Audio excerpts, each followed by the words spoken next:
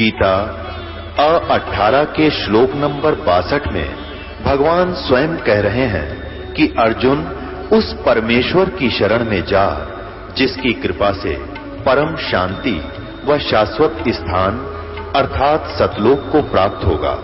वो परमेश्वर कौन है, कहां है, कैसा है, जानने के लिए कृपया अवश्य सुनिए जगत गुरु तत्वदर्शी संत रामपाल जी महाराज के अमृत वचन।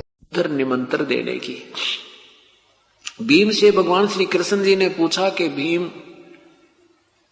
आपने उस महात्मा सुदर्शन जी को आमंत्रित किया या नहीं। भीम ने कहा प्रभु आमंत्रित तो किया था पर वो तो कुबोल आदमी है। श्री कृष्ण जी ने कहा कुबोल कैसे लगा तुझे कि परमात्मा मैंने उनसे कहा था हे ऋषि जी मैं युधिष्ठिर राजा का भाई हूं और हम एक यज्ञ कर रहे हैं भगवान श्री कृष्ण के आदेश तक और आपको हम निमंत्रण करने के लिए मुझे भेजा है। हे ऋषि परवर अवश्य आने की कृपा कीजिए। तो क्या कहा उसने, कहने गया भीम तुम्हारे अन्न को खाकर नरक में नहीं जाना मैंने, तुमने तो ऐसा जुल्म किया है कि शायद पृथ्वी पर कोई कर सकेगा।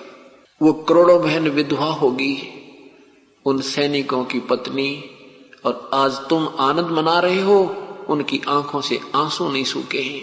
उनके बच्चे अपनी माँ से लिपट कर पूछ रहे हैं हमारे पिताजी कब आएंगे माँ। माँ कहती है बेटा अभी छुट्टी नहीं मिली है। और फिर ये कहकर बच्चों को एकांत स्थान में जाकर माँ बुरी तरह रो रही है। उधर से बच्चे भी अपनी माँ के ऊपर बैठ चिपट कर रो रहे होते हैं। और थोड़ा सा बड़ा बच्चा है वो कहता है कि अब के पिताजी आ जाएंगे तो उनको कह दूंगा तुम मत जाना मिलिट्री में, मैं जाऊंगा मिलिट्री में पिताजी, आपके पीछे से मेरी माँ बहुत रोती है। ऐसे कहकर वो सारा हाहाकार मचा रहे हैं।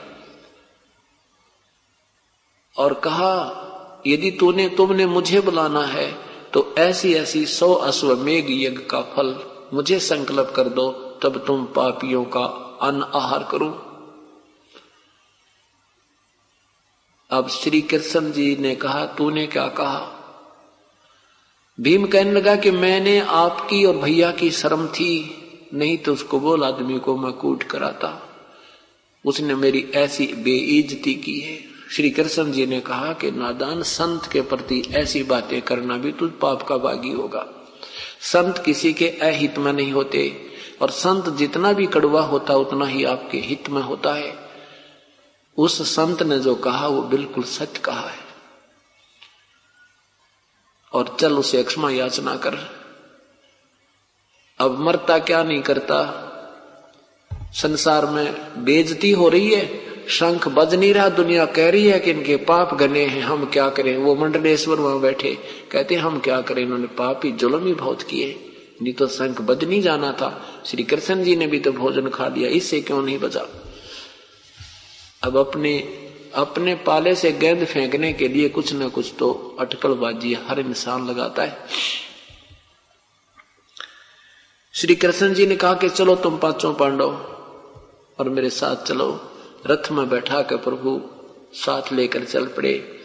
1 किलोमीटर 2 किलोमीटर की दूरी पर रथ रोक दिया, वहीं छोड़ दिया। कहता जूते यही निकाल दो और वहां से नंगे पैरों झोपड़ी की तरफ प्रस्थान किया पांचों ने। उधर से सुदर्शन जी को पता था कि इनका काम बने नहीं, क्योंकि जिन महापुरुषों की ये ओट लिए बैठे हैं, जिन भगवानों की ये शरण लिए बैठे हैं, उनसे ये अनमोल काम नहीं हो सकता। तुम कौन राम का जपते जापम तात कटे ना तीनों तापम। अब पता था सुदर्शन जी को कि वो आएंगे फिर सिर में दर्द करेंगे। अपनी झोंपड़ी छोड़कर चल पड़ा कि 15 दिन में आऊंगा। ऐसी लंबा टूर बना के प्रोग्राम। उधर से परमेश्वर ने अपने हंस की इज्जत रखने के लिए और इस परमेश्वर की भक्ति को, अपनी भक्ति को, परमात्मा की महिमा को बनाए रखने के लिए स्वयं सुदर्शन रूप बनाया और उस झोंपड़ी में विराजमान हो गए। अब जो ही श्री कृष्ण और पांचों पांडव वहां पहुंचे श्री कृष्ण जी ने जाते ही दंडवत प्रणाम किया। क्यों? ये स्वाभाविक बात होती है कि चुंबक के सामने लोहा टिक नहीं सकता, अपने आप खिंचाव बन जाता है। श्री कृष्ण जी ने जाते ही दंडवत प्रणाम किया, क्योंकि वो समर्थ शक्ति बैठी थी। अब श्री कृष्ण जी ने प्रणाम किया तो पांचों पांडवों ने भी प्रणाम दंडवत किया।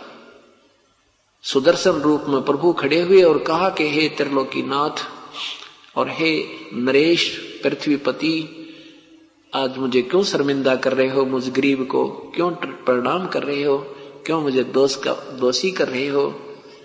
श्री कृष्ण जी कहने लगे, हे परवरदिगार, हे सृष्टि रचनहार, ये आपके बच्चे हैं और ये युधिष्ठिर राजा है, इन्होंने एक यज्ञ किया है, ये प्रभु आपको आमंत्रित करने आए। प्रभु ने कहा कि मैंने इस भगत से जो शर्त रखी थी मेरी वो पूरी करो।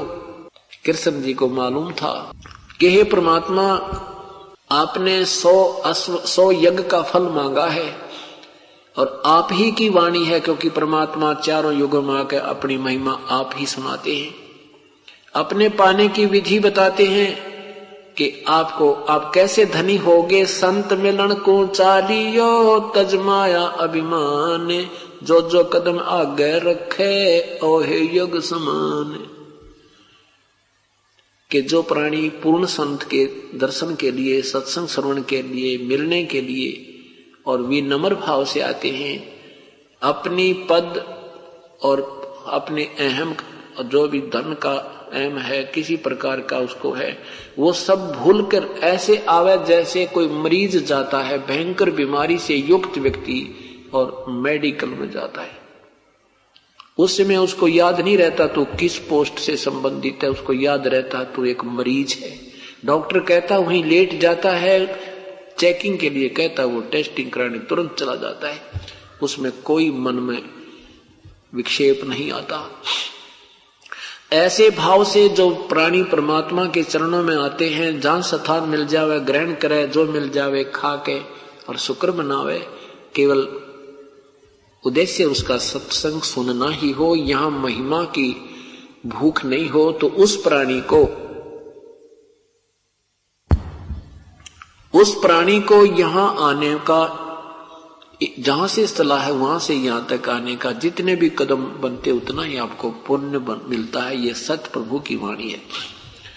तो ऐसे ही कहा कि हे प्रभु, हम पांचों पांडव और मैं ये सब आपके दर्शनार्थ आए हैं, आप अंतर्यामी हैं। आज हमारे अंदर कोई भी अहम नहीं है, इनका तो काम ऐसा खतरनाक अड़ा खड़ा है, इनके अंदर तो आज अहम नाम की चीज नहीं, इनको कोई अभिमान नहीं है।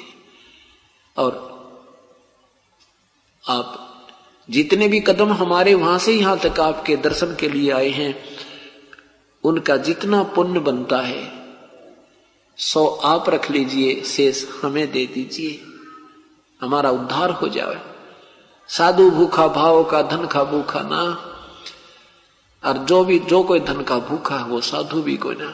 परमात्मा यही देखना चाहते थे कि इनमें कितनी श्रद्धा है, तो उसी समय उनको विनम्र करना चाहते थे। विनम्र हुए बिना अगर भगवान चले भी जाते और उस समय वो शंख बज भी जाता तो श्री कृष्ण जी ने बजा दिया, कृष्ण जी थे ना हमारे पास।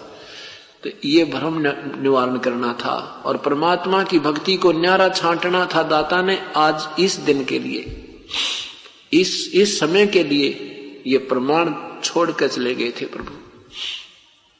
तो परमेश्वर ने कहा कि ठीक है भीम, हम चलते हैं भाई, एक काम कर, मेरी ये सुमरनी दे दे। माला टांग रखी थी खूटी गए, वह नाम जाप करने की मन क्या वाली।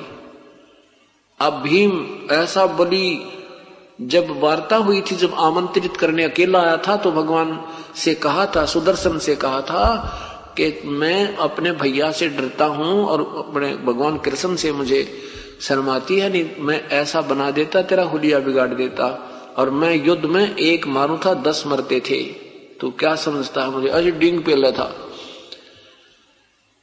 तो जब वो उतारने लगा वो माला, भीम से माला टस से मस नहीं हुई और पसीने आगे।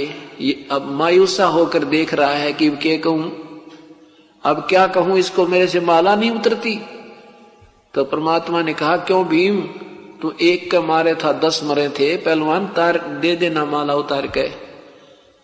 वो जान गया एक बात याद सारी है, कहने लगा भगवान मेरे पर नहीं उतरती। और परमात्मा ने ऐसे किया था, अपने आप उतर के माला हाथ में आ गई, क्योंकि उनको उनका सारा भ्रम निवारण करना था। जब तक इंसान निसंशय नहीं होता, संत पर विश्वास नहीं बनता, तब तक काम नहीं बनते। और कहा और सुन ले पहलवान, एक और बात बताऊं तेरे ते, जब तू मुझे आमंत्रित करने आया सुबह सुबह, और जिस तालाब में तूने स्नान किया था, वो बताऊं कौन किस क्या है वो? अखां जी कि वो कुंभकर्ण की खोपड़ी है। कुंभकर्ण का सिर का ये इतना हिस्सा है जिसमें यो इतना बड़ा तालाब भर गया, तेरे पैर भी ना टेके तू स्नान करे था, तू अपने आप मांडी पाक रहा मैं ऐसे कर दूं वैसे। वैसे भीम बहुत शक्तिशाली थे, और ये बताना चाहते हैं कि तेरे से बलि तो बहुत होकर जा लिए, और ना जाना क्या क्या दुर्गति उनकी अब हो रही है। जो विधिवत साधना नहीं करते, वो चाहे कितना ही बलि, कितना ही पृथ्वीपति, चाहे कितना समर्थ हो जाए, उस जीव का कहीं ठिकाना नहीं। तू अब इसी शरीर में अपने आप को समर्थ मान रहा, तेरे पैर भी ना टिके उस सिर की खोपड़ी में, इतना बलि, इतने तगड़े इंसान तेरे तो पैदा हो दिए। अब उनकी पूरी फड़क काट दी परमात्मा ने, उनको कति सीधा कर दिया कि भगवान हमारे से घनी गलती बन गई। चलो बैठा कर रथ में परमेश्वर को उस यज्ञ मंडप में उतारा। कैसी सतीथि थी परमात्मा की, कैसी वेशभूषा थी, लंगोटी, घुटनों तक की धोती, टूटे लीतर जैसे टूटे हुए जूते होते हैं, और फटे पुराने जैसे मैले से कपड़े, दाढ़ी जैसे 2 महीने ना बनाई हो, सिर के बाल ऐसे उलझ पुलझ जैसे एक गरीब ग्रामीण होता है, ऐसी वेशभूषा में। और उन मंडलेश्वरों के पास पहुंचे जो दिन में 2-2 बार स्नान करें थे, 4-4 बार तिलक लगावे थे, और वो बैठे न्यारे न्यारे स्वच्छ आसनों पर, और जाकर देखा कि ये संत आ गया, ये संत लेने गए थे। सब अपने मुख पर ऐसे कपड़ा करके हंस रहे हैं कि ये लाए हैं संत, ये बजाएगा शंख, इनके पापों की तो गिनती नहीं है। भगवान श्री कृष्ण ने अपने हाथों आसन लगाया उस परम पिता का, और कहा विराजमान हो प्रभु। परमात्मा उस पर बैठे। आप सबकी दृष्टि टिकी है कि ये आदमी है, क्या चीज है, ये संत कहां से है, इसकी कोई वेशभूषा संत जैसी नहीं लगती, ये क्या करेगा, इनके क्यों अक्ल मारी गई। भगवान श्री कृष्ण ने कहा बहन द्रौपदी, भोजन बना महापुरुष के लिए, इससे तुम्हारा काम बनेगा। अब द्रौपदी ने और अच्छा ध्यान लगाकर अपने हाथों भोजन बनाया, और बहुत सुंदर नाना प्रकार के पकवान, कचौड़ी, न्यारी, पकौड़ी, हलवा, खीर अलग अलग बनाई, सब्जी, दाल, मूंग, राजमा, सब तरह के चावल चूल सब बना के, और न्यारी न्यारी कटोरियों में एक थाली में सजा के परमेश्वर के सामने रखी, और कहा आहार कहो, आहार करो प्रभु, हे ऋषि जी आहार करो। अब क्या किया मालिक ने, वो कटोरियां बाहर रख दी थाली में, उनमें से थोड़ी थोड़ी हर चीज आइटम ले ली, और थाली में डालकर सारी गोल मथोड़ कर ली, सबको मिला लिया, खिचड़ी बना दी, कचौड़ी भी, पकौड़ी भी, दही भी, बड़े भी, खीर भी, खांड भी, दाल भी, सब्जी भी, सब कुछ ऐसे मिला दिया। और जितना वो प्रतिदिन खाते थे उतना सामान रख लिया, बाकी कटोरियां में शेष छोड़ दिया। अब द्रौपदी देख रही है कि भाई इतना बढ़िया भोजन बना दिया, महापुरुष खाएगा और उंगली चाटेगा, ये घास फूस खाने वाला व्यक्ति आज ऐसा भोजन खाएगा, और 20 जगह यूं कहेगा भाई भोजन बनाया द्रौपदी ने। तो बहन की एक कुदरती आदत होती, एक कुदरती स्वभाव होता है, एक शिष्टाचार के नाते कि कोई अतिथि आ जावे तो उसके लिए प्रतिदिन आहार बनने से भी न्यारा एक स्वादिष्ट भोजन और अच्छा भोजन तैयार करती हैं, कि कहीं ये अतिथि बाहर जाकर के यूं ना कह दे कि बहन ने अच्छा भोजन नहीं बनाना आता, या ये सत्कार ठीक नहीं करना जानते। इस उद्देश्य से द्रौपदी ने 2 घंटे तक धुएं में लकड़ी से आग जला जला कर खाना बनाया, और उसने उम्मीद तो क्या थी कि ये सराहना करेगा, खाता खाता भी यूं कहेगा भी कमाल कर रखा है। और जब देखा वो सारा काम बिगाड़ दिया तो द्रौपदी के मन में खोट आ गया। क्या खोट आया कि रहा शूद्र का शूद्र, इसने खाना भी ना खाना आता, इतना खोट मन में आ गया। उधर से क्या किया परमेश्वर ने, वो 5 बार 5 ग्रास करते थे। सुदर्शन जी ने एक अपना नियम बना रखा था कि अंजल के ऊपर संयम रखना है, नहीं तो घना स्वाद होता, 2 रोटी ज्यादा खा जाता, फिर अंगड़ाई टूटे, नींद आवे। नहीं, कहते प्रथम अंजल संयम राखे, योग युगत सब सतगुरु भाखे। अन्न और जल पर संयम राखे, तब ये भक्ति बनती है। ना घना भी नहीं खावे और कति ना भी नहीं खावे। गीता जी के अध्याय नंबर 6 मंत्र 16 में कहा है कि हे अर्जुन, ये योग यानी भक्ति, ये साधना न तो अधिक खाने वाले की और न ही बिल्कुल ना खाने वाले की, ना ही एकांत स्थान पर बैठकर ये आडंबर करने वाले की, और ना ही अधिक जागने वाले की, और ना ही ज्यादा सोने वाले की सफल होती है, कभी सफल नहीं होती। तो इसलिए उसने ऐसे 1 ग्रास खाया। उस शंख ने आवाज की जो अलग रखा था, आवाज दी। दूसरा ग्रास खाया, 2 बार, दूसरी बार बोला। 5 बार में वो जितना थाली में डाला था आहार संत ने खा लिया, और 5 ही बार बोलकर वो शंख बंद हो गया। युधिष्ठिर प्रसन्न हुआ कि परमात्मा मौज माच की कि हे कृष्ण जी, आपकी दया से हमारा काम बन गया। कृष्ण जी बोले अभी काम नहीं बना, ये अभी शंख नहीं बजा, ये तो इतनी जोर से बजना चाहिए कि पूरी पृथ्वी पर आवाज सुने, स्वर्ग तक इसकी मीठी मीठी आवाज जाएगी। और ये तो 5 बार बजकर बोल गया है। कोई त्रुटि है अपने घर में, कि कोई अपनी ही त्रुटि है इस संत में। कभी फिर कहा युधिष्ठिर ने कि परमात्मा अब किसको बुलाओगे? श्री कृष्ण जी ने कहा कि अब कोई बुलाने का इस पृथ्वी पर कोई और संत नहीं है। इस संत ये वाल्मीकि का आपको क्या रीजन दिखाई दे से? कहते इस वाल्मीकि के बाल सम ना ही तीनों लोक है। ये इतनी परम शक्ति युक्त संत है कि इसके एक बाल के बराबर ये तीनों लोक भी नहीं है।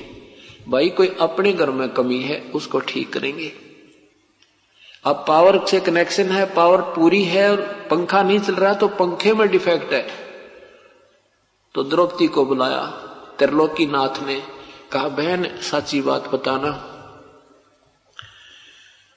आपके मन में क्या? देख श्री कृष्ण जी भी रहे थे कि संत खा रहे हैं तो खाने दो, कैसे खाओ, हमारा फर्ज पूरा हुआ, संत के सामने रख दिया। वो मर्जी के मालिक होते हैं। अब द्रौपदी को भी देख रहा था कि उसके माथे में त्योड़ी पड़ने लग रही है। पूछा कि द्रौपदी सच्ची बताना, आपके मन में क्या आया जब संत ने भोजन पाया? ये शंख किस कारण से नहीं बजा? तो द्रौपदी ने कहा महाराज जी मैं सच बताती हूं, जब मैंने 2 घंटे तक तो रोटी बनाई, आंखें फुड़वाई धुएं में, और मैंने सोचा तो ये था कि महात्मा मेरी प्रशंसा करेगा, और इसने जब ये सारा काम बिगाड़ दिया तो मेरे मन में खोट आ गया। प्रभु मेरे मन में ये आया कि शूद्र का शूद्र ही रहा, इसने खाने का भी ना बेरा, कैसे खाया जाता है? तो भगवान श्री कृष्ण ने कहा द्रौपदी तूने महापाप कमा लिया, संत के प्रति ऐसी दुर्भावना लाना एक महापाप और तैयार कर लिया। शंख तो बजना दूर रहा। देखो आपने संत को बुलाया है, 2 रोटी अपने घर सभी खाकर सोते हैं, और तूने ये हलवा खीर बना के क्या मोल ले लिया इस परम संत को? नादान, आप इसके चरण धोकर पी ले द्रौपदी, नहीं तो तुम्हारा शंख तो बजाई नहीं, तो पाप की बागन और एक्स्ट्रा होगी। अब मरता के नहीं करता, चरण लाई प्रात उठा के और परमात्मा के पैर उसमें धोए अपने हाथों द्रौपदी ने, और डाल के उस पानी को कटोरे में, और आधा जब पी लिया, जब श्री कृष्ण जी ने कहा बहन मुझे भी दे दे थोड़ा सा, तो आधा द्रौपदी ने और आधा श्री कृष्ण ने वो धूल भरे चरणों का जल उन दोनों ने पिया। तब वो शंख बजा, इतना जोर का शंख बजा के कण कण में आवाज हुई और पृथ्वी के ऊपर जितने भी वृक्ष थे फलदार फूलदार वो सब फल फूल गए और जो फलदार वृक्ष भी जो है ना फलों से लदपत हो गए। स्वर्ग तक कोई वृक्ष पर्वतों के वृक्ष भी हरे भरे हो गए सब जगह, चाहे वो कहीं रेगिस्तान में भी क्यों नहीं थे। और इतनी सदा एक बहार सी आ गई, तब उन पांडवों की यज्ञ संपूर्ण हुई। बोलो सतगुरुदेव की जय। अब देखिए पुण्यात्माओं, ये 3 ताप का अंतर्गत पाप था, 3 ताप के अंतर्गत कष्ट था, ये प्रेत आत्माओं का दबाव था और वो भी श्री कृष्ण और अन्य ऋषियों से नहीं हट पाया। ये पाप नहीं कटे उनके, ये तो श्री कृष्ण का जो ये तो यहाँ के संत और भगवान एक लेवल के हैं, ये सत्कर मानना। अब इन्होंने ये क्या कराते हैं कि पाप उस जो कर्म में तो फर्क पड़ता नहीं, ये पुण्य और करवा देते हैं बहाने बना के कि इससे इनके और आगे चलेंगे तो कुछ राहत मिल जाएगी, ये तो रहना न्यू का न्यू। उधर से परमात्मा वो भी काम पूर्ण परमात्मा से हुआ, जो उनके ऊपर प्रेत आत्माओं का दबाव था वो भी तब हटा जब परमात्मा ने स्वयं आकर कृपा बख्शी, आहार किया। उनकी यज्ञ भी संपूर्ण पूर्ण परमात्मा से ही हो पाई। पाप नहीं कटे उनके, पाप फिर न्यो के न्यो रह गए। जबकि श्री कृष्ण जी कह रहे थे तुम्हारे पाप कट जाएंगे, समाप्त हो जाएंगे, अपराध नहीं रहेंगे, तुम्हें कोई दुख नहीं रहेगा। अब क्या होता है, गीता जी अध्याय नंबर 7 के मंत्र नंबर 18 में कहा है कि अर्जुन, ये ज्ञानी आत्मा है तो बहुत अच्छी और ये समर्पण भी किया है इन्होंने, लेकिन ये मेरे वाली ही इस घटिया साधना में आश्रित रही। अपनी साधना को भी घटिया क्यों बताया परमात्मा ने? क्योंकि दुर्वासा जैसी तोब इन्होंने ओम नाम के जाप से हजारों वर्षों तक साधना की, जप किए, तप किए, परमात्मा मिला नहीं, ये एटम बम बन गए। ये एटम बम बन जाते हैं, सिद्धियां आ जाती हैं और उन सिद्धियों के आधार पर ये प्रभु पाक जाते हैं, एक दूसरे में सुप्रीम हो जाते हैं। एक दिन दुर्वासा जी द्वारका के पास बनी में जंगल में बैठ गया जाकर, और दुर्वासा जी श्री कृष्ण जी के गुरुजी भी थे। आपने श्री कृष्ण जी के गुरुजी संदीपनी ऋषि सुना है। संदीपनी ऋषि अक्षर ज्ञान के गुरु थे, आध्यात्मिक ज्ञान के जो गुरु थे वो दुर्वासा जी थे। अब दुर्वासा जी जंगल में जाकर बैठ गए। उधर से यादव 56 करोड़ हो चुके थे, इतनी संख्या हो गई थी, 56 करोड़ यादव हो गए थे। और यादव जो है भगवान श्री कृष्ण की महिमा की आड़ में आंडी पाक गए थे। वो संतों का आदर करना भी बंद कर गए थे कि हमारे भगवान श्री कृष्ण हैं, हमें किसकी जरूरत है।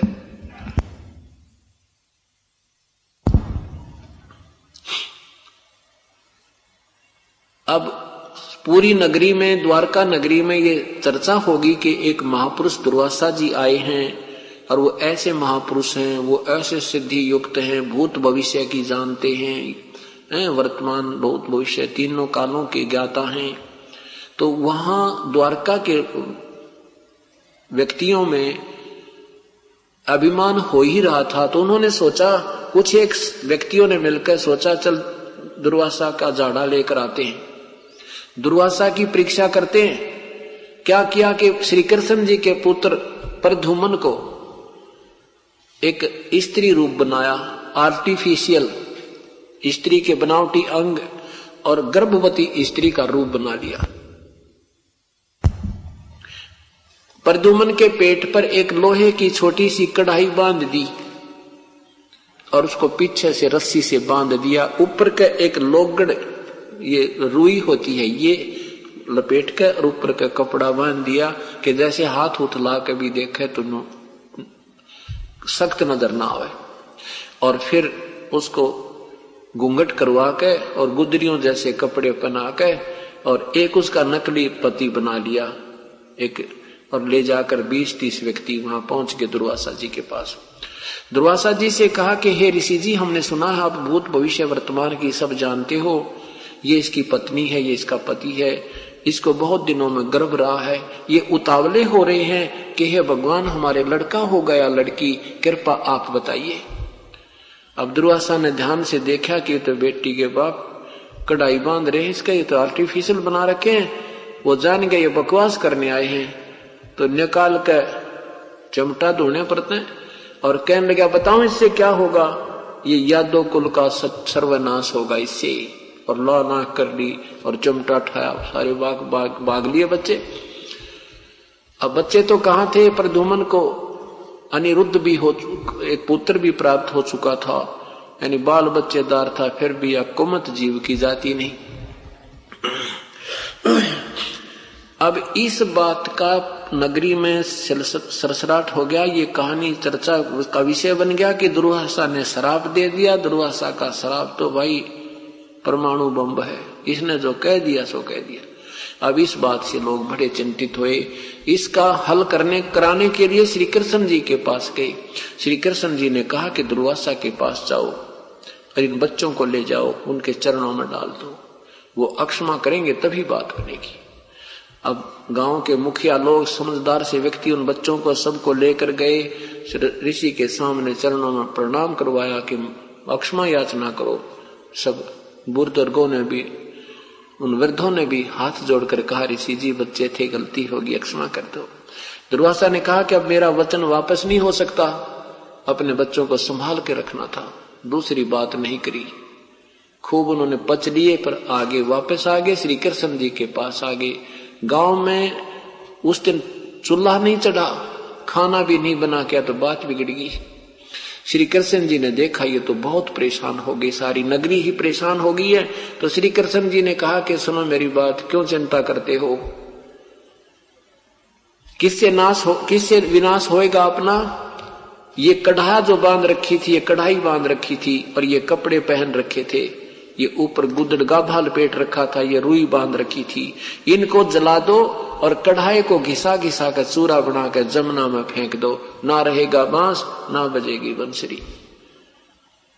अब विचार करना ये कहां कथा आपको छोड़ेगी जाकर के। पुण्यात्माओं, ये केवल कथा नहीं है, एक जैसे मंडी में झार लगाते हैं ना, 3-4 झार लगा के कणक न्यारी रख देते हैं, अब ये झार लग रही है। अब सौदागर के सामने ये रख दिया जाएगा, जो भक्ति के सौदागर होंगे वो सौदा कर लेंगे। अब क्या होता है कि श्री कृष्ण जी ने सुख की सांत्वना दी थी कि ना रहेगा बांस ना रहेगी बांसुरी, बस।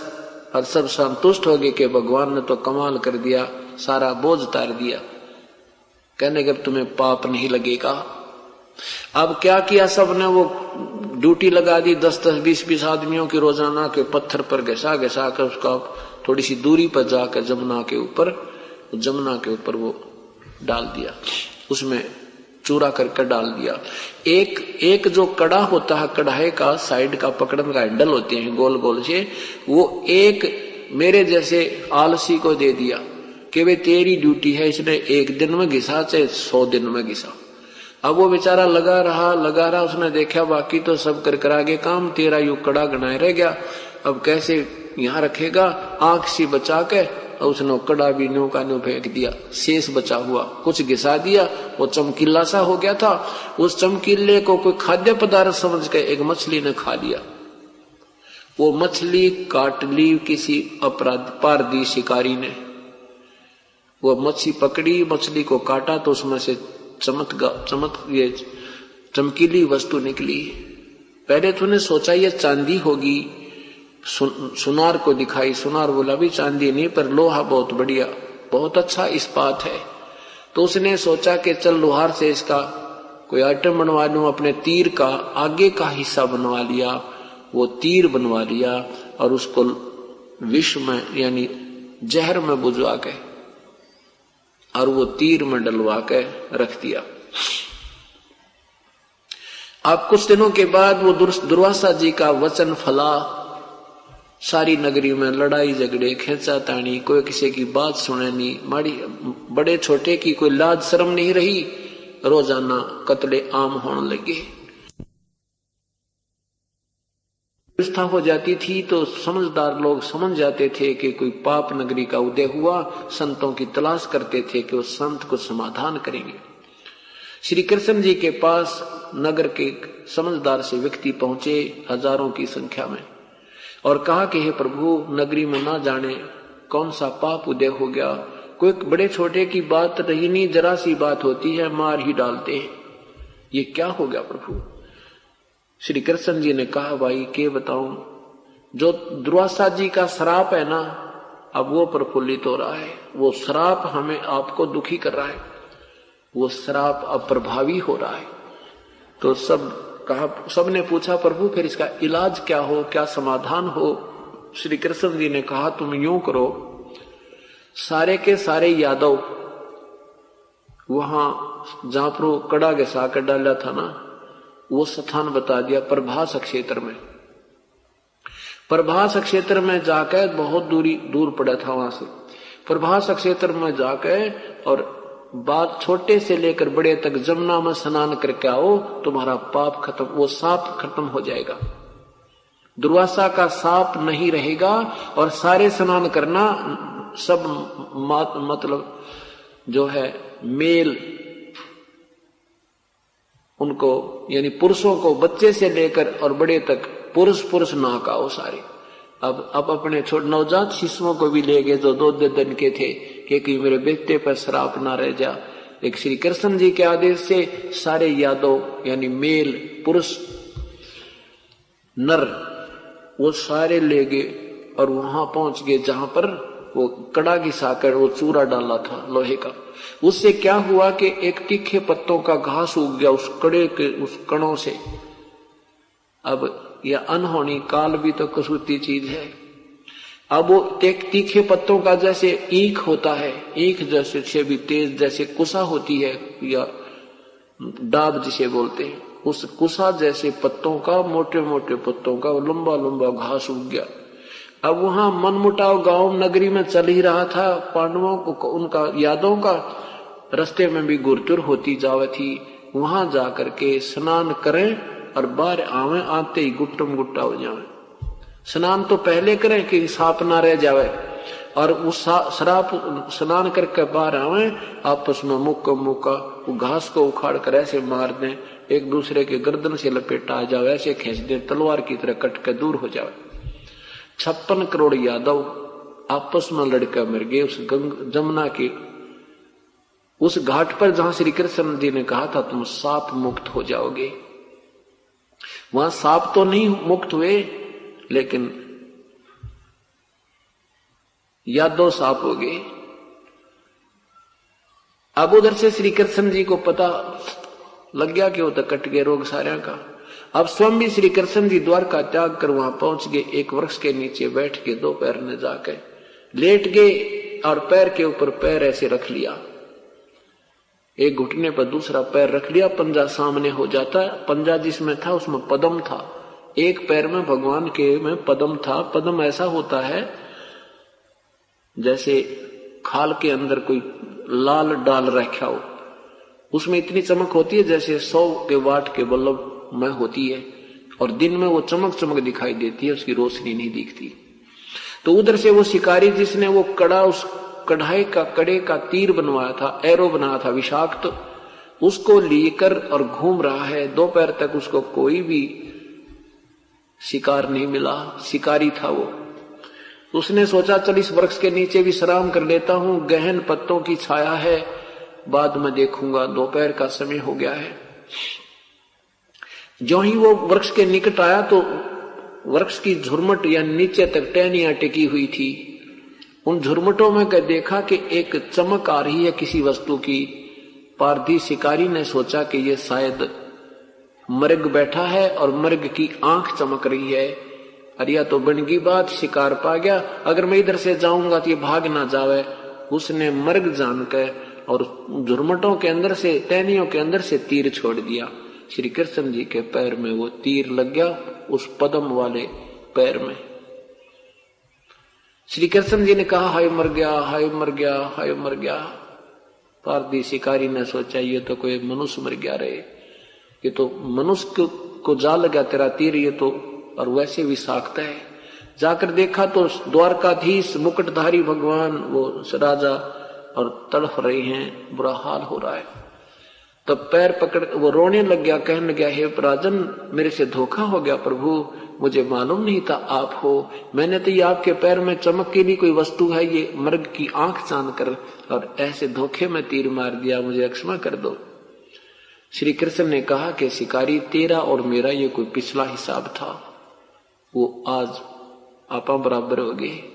अपना ये टिट फॉर टैट मैं दे चुका, तो चिंता ना करे, तेरा दोष नहीं मानता मैं। शिकारी कहता है भगवान आप राजा में एक रंग, आपका मेरा कभी मिलन भी ना हुआ, ये परमात्मा आपका मेरा क्या हिसाब था।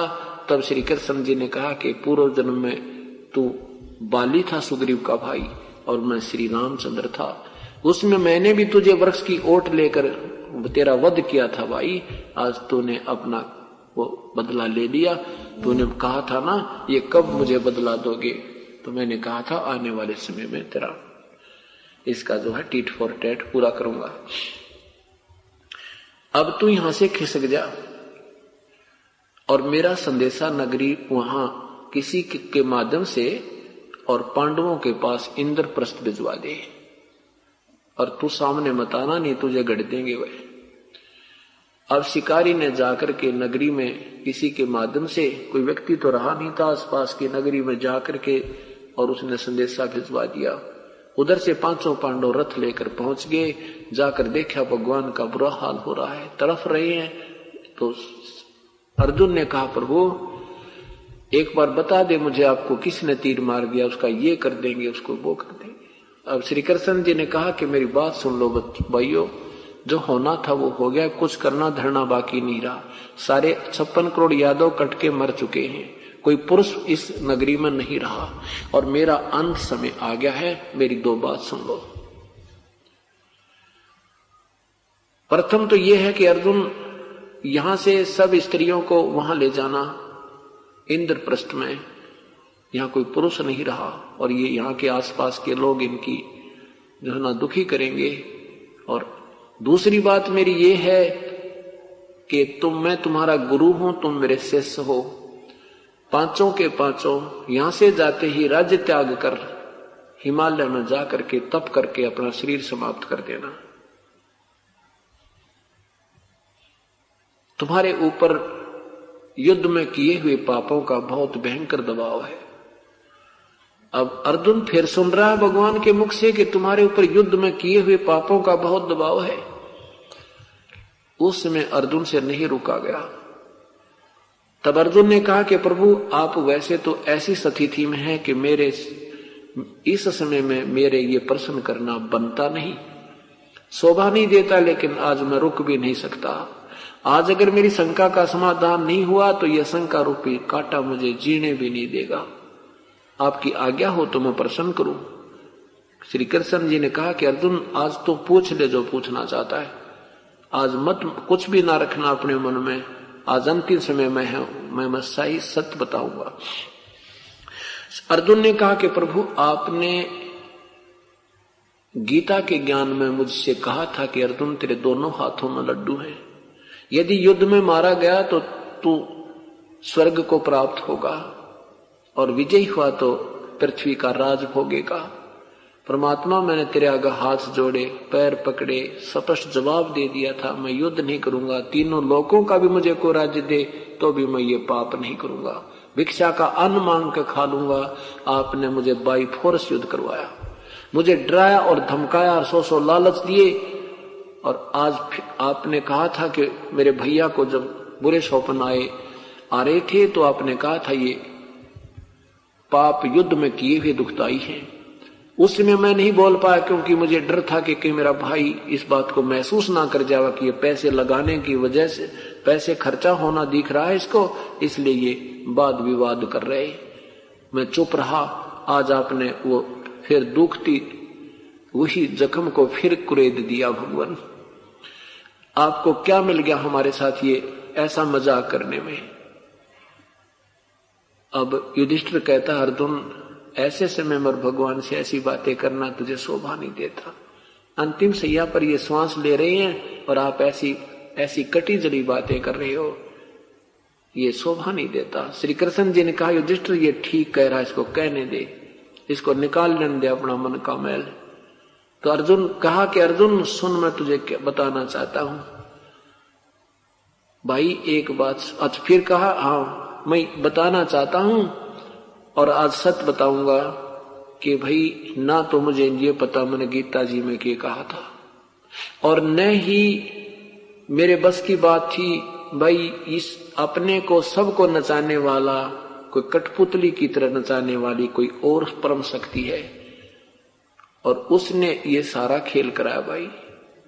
और ये मेरी एक और आपसे प्रार्थना है, मैं जो कह रहा हूं वो कर लेना, हिमालय में जाकर के ये तप जरूर कर जाना, ये मेरी बात तो मान लेना, तुम्हारे हित में होगी।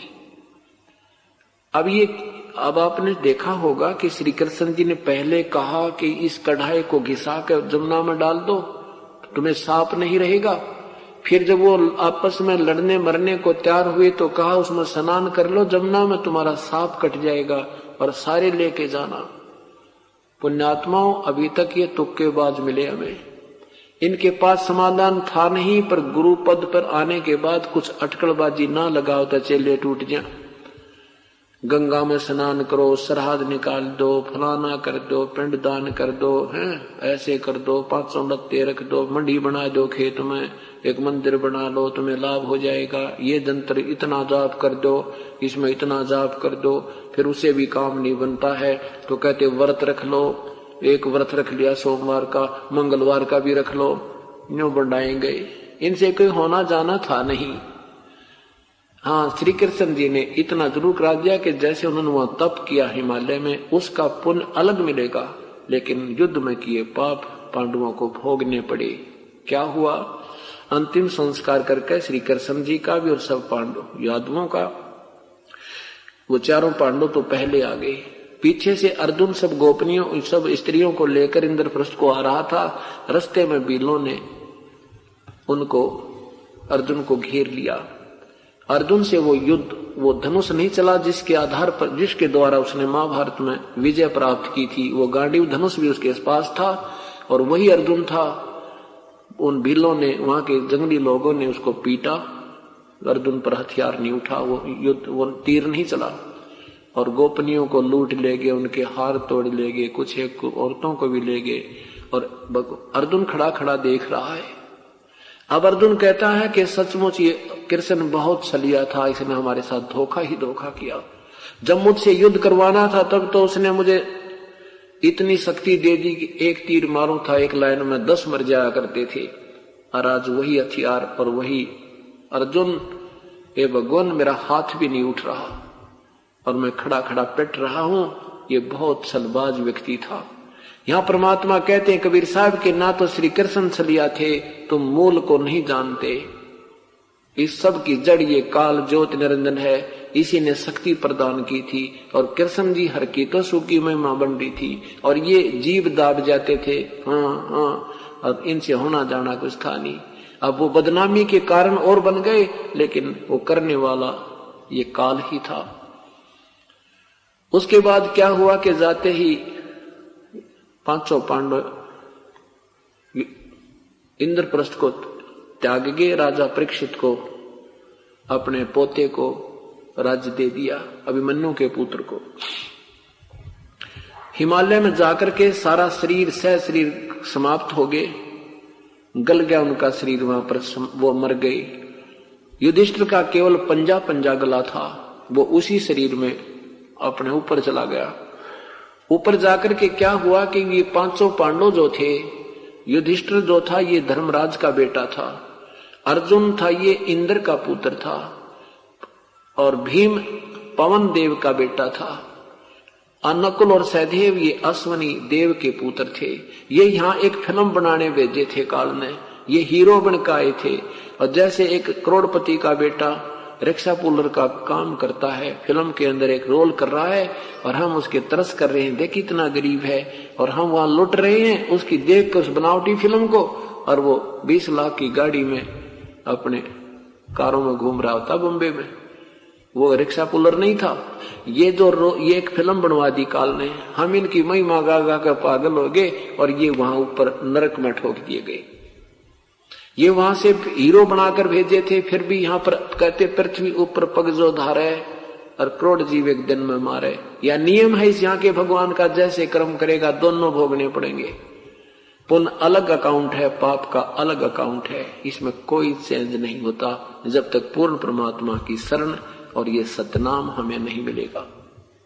उधर से चारों पांडव और सब कुंती कांति सब नरक में ठोक दी। युधिष्ठिर जी को अपना धर्मराज ले गया। वहां जाकर स्वर्ग में घूम कर देखा मेरे भाई कहाँ हैं। उसको बताया गया तेरे भाई नरक में पड़े, उन्हें पाप गणे करे थे युद्ध में। युधिष्ठिर जी ने कहा मैं दर्शन करूंगा। वहां जाकर देखा हाहाकार मच रही है, सब रो रहे हैं, हमें बचा ले भैया, बचा ले भैया। तब युधिष्ठिर जी ने कहा कि इन मेरे भाइयों को निकाल दो नरक से। धर्मराज ने कहा कि बेटा ये तेरे भाई नहीं है, तू मेरा बेटा है। ये अन्य देवताओं के पुत्र हैं, इन्हें ज्यादा जुल्म कर दिए, ये पाप के भागी हैं, इसमें कोई फेर बदल नहीं हो सकता। ये तेरे भाई नहीं है, लेकिन फिर भी काफी सैकड़ों वर्ष इकट्ठे रहने से ममता बन गई, ये भी काल का जाल है। युधिष्ठिर ने हट कर दिया कि या तो मुझे नरक में डाल दो, नहीं तो इनको बाहर निकाल दो। धर्मराज ने कहा बेटा जिद ना करे, तू क्यों अपनी कमाई बिगाड़े। युधिष्ठिर कहने लगा नहीं, ये इन्होंने मेरे लिए वहां ना जाने क्या क्या किया है, क्या मैं इनके लिए ऐसा नहीं कर सकता। युधिष्ठिर ने धर्मराज ने कहा कि तू अपने पुण्य संकल्प कर दे बेटा, तब ये बाहर आ सकते हैं। युधिष्ठिर ने अपने पुण्य संकल्प कर दिए। उस युधिष्ठिर के पुण्य देने से पांचों पांडव कुंती द्रौपदी बाहर निकाल दी। और जब तक इस युधिष्ठिर के दिए हुए पुण्य उनके साथ रहेंगे तब तक वो स्वर्ग रहेंगे।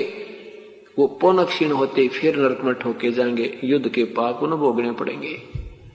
उसके बाद क्या होता है कि अर्जुन को तो पवन, अर्जुन को इंद्र ले गया अपने बेटे को, भीम को ले गया पवन देव, अश्वनी देवता अपने पुत्रों नकुल और सहदेव को ले गया, युधिष्ठिर रह गया अपने पिताजी के पास। तो ये परमात्मा ये बताना चाहते हैं कि तुम जिन भगवानों की ये लीलाएं पढ़ा करते थे, जिन महाभारत को पढ़कर तुम एक प्रसन्न होते हो, ये एक बनावटी फिल्म है। बनावटी मीन वैसे यहाँ तो ओरिजिनल थी, और हमें यहाँ धोखा देने के लिए इस काल ने इन महापुरुष एक वहां से तो भेजे थे, ये बहुत अच्छे पुण्यकर्मी प्राणी, और उस पुण्यकर्मी प्राणियों को सहयोग मिलता, उनकी विजय होती है, और फिर वो उनकी भी दुर्गति, और यहाँ भगवान श्री कृष्ण जी की भी दुर्गति आपके समक्ष है। तो यहाँ परमात्मा बताना चाहते तुम कौन राम का जपते जापम तात कट न तीनो तापम। तो इसलिए क्या बताते हैं, समर्थ का शरणा गहो रंग होरी हो, कदे न हो अकाज राम रंग होरी हो। उस समर्थ का शरणा गहो रंग होरी हो, सदा सुखी रहोगे और कोई तुम्हें दुख नहीं होगा, और पूर्ण परमात्मा की प्राप्ति होगी, आत्म कल्याण होगा। बोलो सतगुरुदेव की। राम नाम रटते रहो जब तक घट में प्राणी, कब हो तो दीन दयाल के बिनक पड़ेगी कान। कबीर लौट सको तो लौटियो, राम नाम की लूटी, पीछे फिर पछताओगे,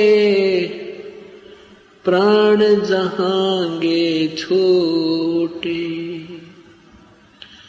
नहीं भरोसा देही का, विंस जावे छिन माही, श्वास उश्वास में नाम जपो, और यतन कछु नाहीं।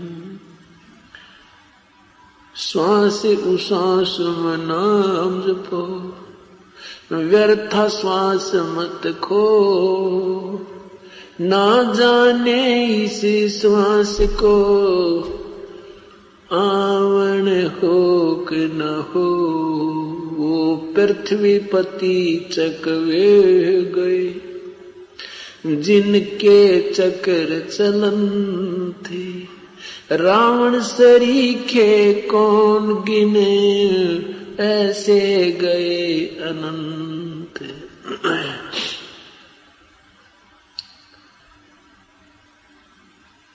परमपिता परमात्मा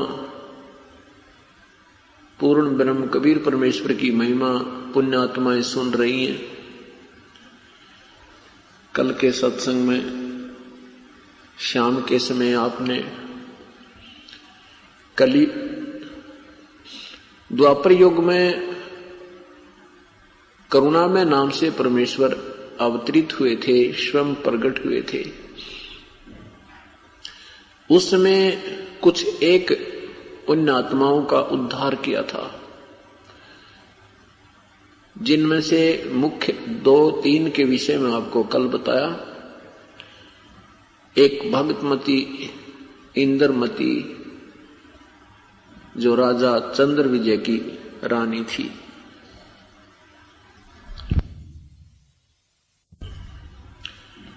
और साथ में उनके पति चंद्र विजय को भी परमेश्वर ने मुक्त किया। भक्त सुदर्शन जी के ऊपर मेहर की, परंतु सुदर्शन जी के माता पिता अपनी रूढ़िवादिता पर अडिग रहे। उन्होंने परमेश्वर के वचनों को नहीं माना, जिसमें सुदर्शन जी सतलोक गमन करने लगे। परमेश्वर ने पूछा, हे प्यारी आत्मा, अब तेरा सतलोक जाने का समय आ गया। तेरी इच्छा है किसी यहाँ के संसार के किसी बहन में, भाई में, माँ में, पिता में, कोई संसार की कोई संपत्ति में, तो बेटा मुझे बता दे।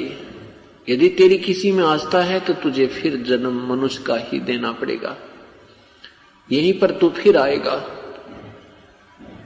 और तेरी किसी में श्रद्धा नहीं है और मेरे में तेरी अटल आस्था है तो तू मेरे साथ सतलोक चलिए। तब सुदर्शन जी ने कहा, हे प्रभु, आपने ऐसा निर्मल ज्ञान दिया है, आपके दास की कोई आस्था इस संसार की किसी वस्तु में नहीं है। परंतु परमेश्वर, एक मेरे मन में एक विशेष कसक हो रही है। मेरे माता पिता बहुत ही अच्छी आत्मा के हैं, ये बहुत ही साधु वृत्ति के व्यक्ति हैं, परंतु इनका कोई दुष्कर्म इनके सामने अड़ा हुआ है जो परमेश्वर को पहचान नहीं पा रहे। मेरी आपसे प्रार्थना है, ये मेरे दाता, कभी इनको मानव शरीर मिले, इनको भी सद्बुद्धि देना दाता, चरणों में लेना।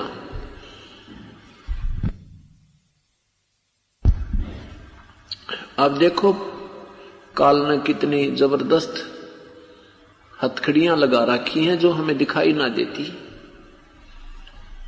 मोह ममता की बेड़ी लाके जड़ कर्म गले में तोक दिए। ये मोह ममता की बेड़ी बांध लगा रखी हमारे। देखो कितना जाल कर रखा है। जब व्यक्ति वृद्ध हो जाता है और बच्चे बड़े हो जाते हैं तो बड़े व्यक्ति की और छोटे विचारों, छोटे जवान लड़के की या लड़की की कभी विचारधारा आपस में मेल नहीं खाती और उनमें जरूर कुछ थोड़ा बहुत मन मुटाव बना रहता है।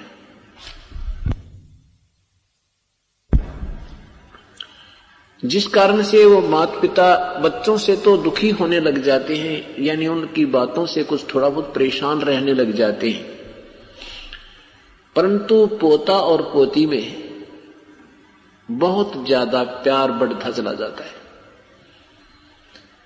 ये भी एक काल का एक विशेष जाल है।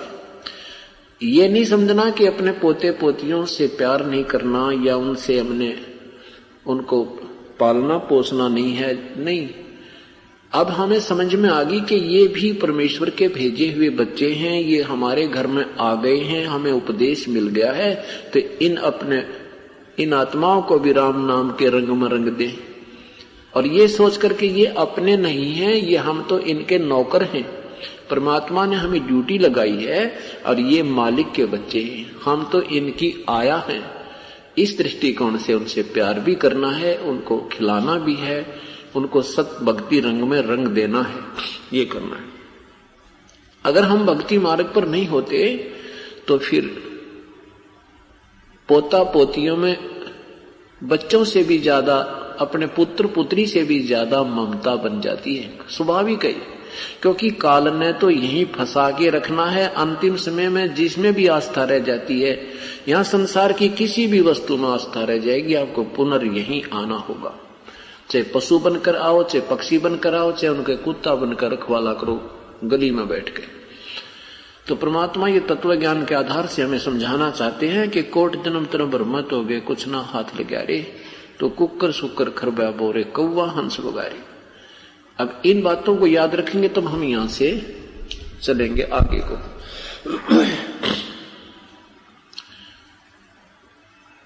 अब परमेश्वर जान गए कि भक्त की आत्मा अभी भी अपने मां बाप में फंसी पड़ी है,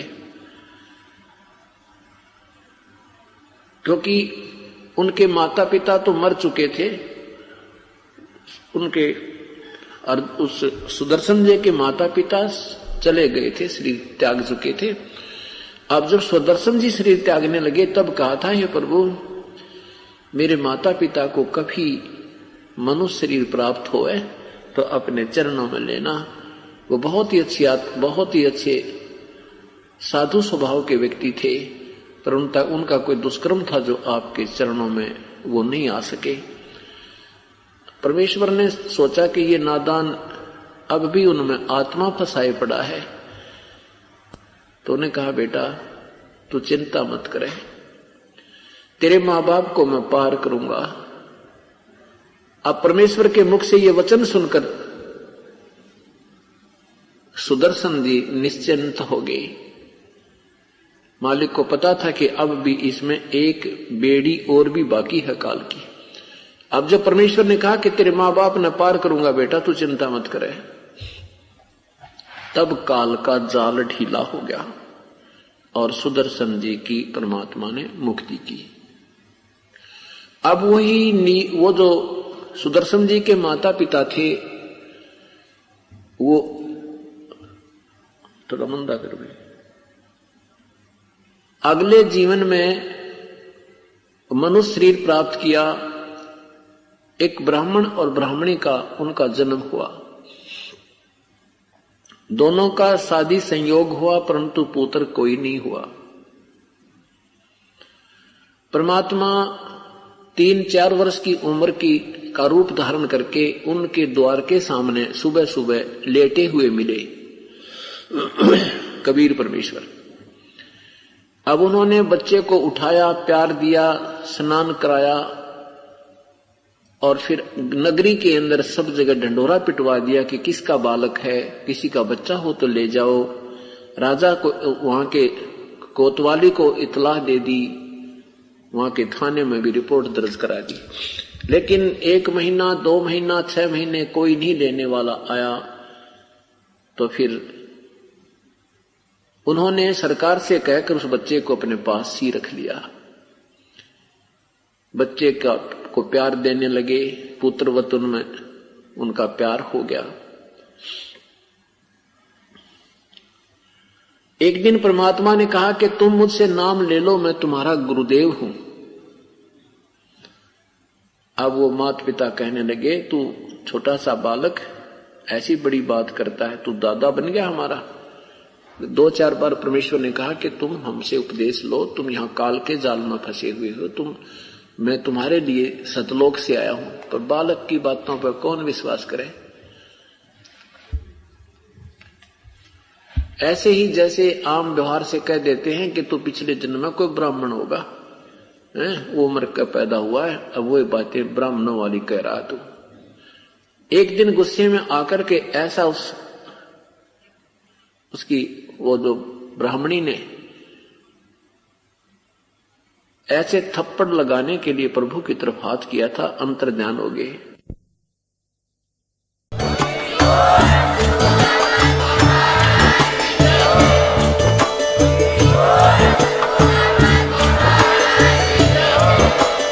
आप सुन रहे थे जगत गुरु तत्वदर्शी संत रामपाल जी महाराज जी के मंगल प्रवचन। अधिक जानकारी के लिए विजिट कीजिए हमारी वेबसाइट www.jagatgururampalji.org। संत रामपाल जी महाराज जी के शुभ आशीर्वाद से पूरे विश्व भर में 500 से भी ज्यादा नाम दीक्षा केंद्र हैं, जिन पर संत रामपाल जी महाराज जी द्वारा ऑनलाइन निशुल्क नाम दीक्षा दी जा रही है। अपने नजदीकी नाम दीक्षा केंद्र का पता करने के लिए संपर्क करें 8222880541।